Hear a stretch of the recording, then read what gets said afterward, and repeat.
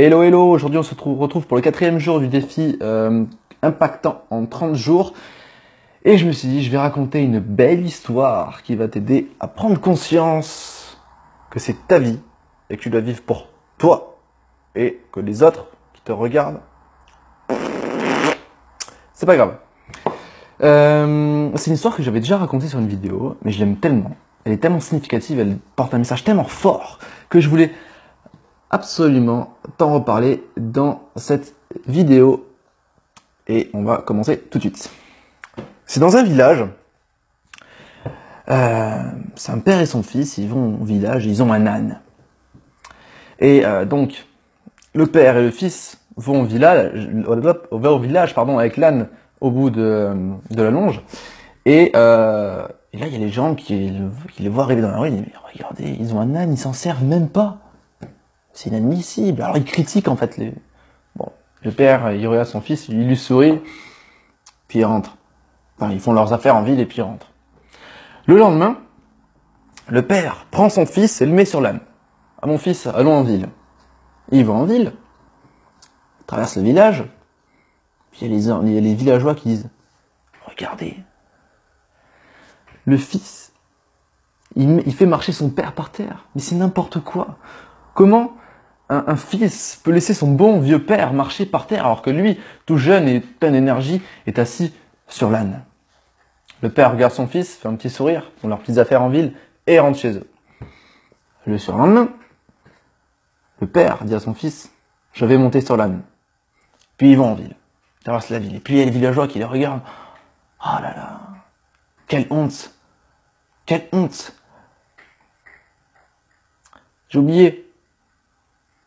Oui, le père qui laisse marcher son fils dans la rue, comme ça, un petit enfant, alors que lui, il est tranquille sur son âne et tout. Le père regarde son fils, lui sourit, ils font leurs affaires en ville et rentrent. Et le lendemain, le père monte sur l'âne, prend son fils, il le met devant lui et ils vont en ville. Et là, il y a tout le monde qui critique. Oh, mais vous vous rendez compte, quelle pauvre bête, à deux sur l'âne, mais vous allez le faire souffrir et tout. Le père regarde son fils et lui dit, tu sais, dans la vie, peu importe ce que tu feras, il y aura des gens qui te critiqueront. Et je vois beaucoup de gens qui veulent plaire à tout le monde, qui veulent être aimés de tout le monde. C'est impossible. C'est impossible. Tu prends Martin Luther King, Gandhi, plein de personnes avec un cœur en or sur cette terre. Ils avaient des ennemis. Avoir des ennemis ne fait pas quand je dis ennemis, c'est des grands mots, mais avoir des personnes qui ne t'apprécient pas ne te font pas devenir une personne mauvaise. Pas du tout. On a chacun sur cette terre une vision différente de voir les choses. Et donc, forcément, si X ou Y a été élevé d'une autre façon différente de la tienne, ils vont pas comprendre ta façon de vivre. Et ils vont critiquer. Et toi, tu vas dire, oh, purée, je suis pas apprécié, alors je vais changer ma personnalité pour plaire à ces personnes-là. Grosse erreur. Tu n'es plus toi-même, tu ne te respectes même plus toi.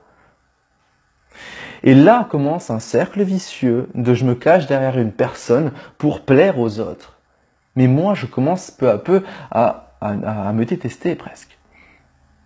Et j'ai vécu un petit peu ça dans ma jeunesse. Enfin, dans ma jeunesse, je suis encore jeune, mais quand j'étais plus jeune que ça.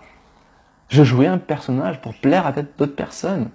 Alors ok, sur le moment, c'est excitant, tu dis, ah, je suis... Mais après, tu dis, c'était pas moi. C'est pas moi qui ai agi comme ça. C'est moi qui ai dit ces genres de choses-là. Et là, on baisse notre estime personnelle. Le plus important dans sa vie, c'est pas de plaire aux autres, c'est de se plaire à soi-même, de s'aimer soi-même, de faire les projets qui te branchent, de vivre la vie que tu as envie de vivre. Parce que le jour où tu vas partir,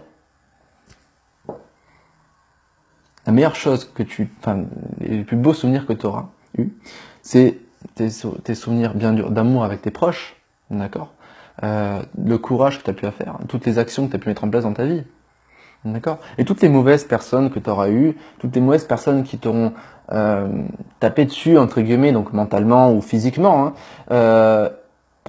tu prêteras aucune attention. Donc, n'y prête pas attention aujourd'hui non plus. Vis ta vie pour toi. Sois un petit peu égoïste. Et quand tu es égoïste, tu apprends à t'aimer, et tu apprends aussi à aimer les autres. D'accord? Mais il faut d'abord penser à soi, pour éviter d'être le persécuteur, dans le terme de Cartman, que j'ai toujours pas parlé. Donc persécuteur, c'est quand tu as besoin de montrer ta supériorité aux autres. Ou absolument vouloir aider les autres, ça c'est le sauveur, au détriment de leurs envies. Bref, petite histoire que je trouve passionnante, peu importe ce que tu feras, tu seras critiqué, alors fais ce qui te plaît. Voilà, c'était le petit message de la fin. N'oublie surtout pas que tu es une personne extraordinaire. Extraordinaire. Et ça, je le dis avec le cœur. Ciao.